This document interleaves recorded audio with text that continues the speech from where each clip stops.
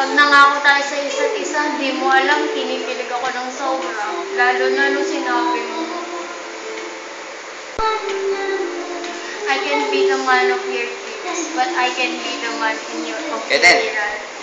Parang gusto na ata kita. Pero di may iwasang magkaroon ng problema. Normal lang naman yun eh. Sabi ko kasi sa'yo eh. Kapag dumating yung isang araw, Ikaw na Sophie. Ako nagtitilo para sa sarili. lubog tayo pero lumaban tayo. Pero hindi ko inakala na dadating ang araw na to. Isang pagsubok na kung saan. Ako ang unang sumuko.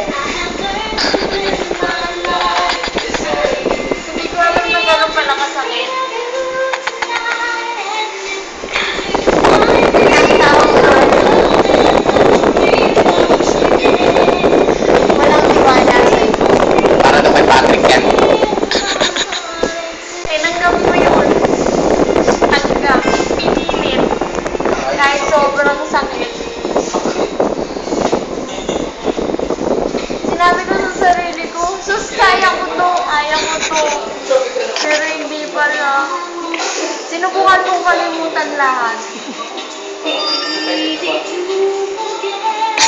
Hanggang isang araw, nakatanggap ako ng text galing sa'yo. Ayokong umasa ka. Ang sakit nung nabasa ko.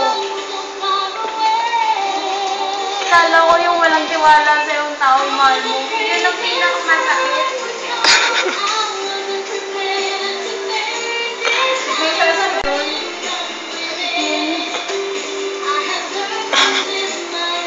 Naniniwala pa siya sa iba kaysa sa akin. Wala akong magawa kung di ako umiyak. Dahil ang sakit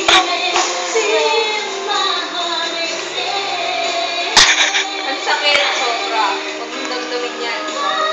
Natuhod ka pa. Paano ko nagawang maniwala sa sinasabi ng iba kung talagang kilala at mahal niya ako? Sa bagay. Ano nga naman laban ko sa tumatalik na kaibigan? Pero sana tinanong niya muna ako bago niya ako hinusgahan. Samsung. Kaya nakapag-isipan ako. Laos pa daw sila. Mouse para. Mouse Ako para. na lang ang lahat. Pero makasa pa rin ako, toto pa rin mo yung sinabi mo. Totoo na.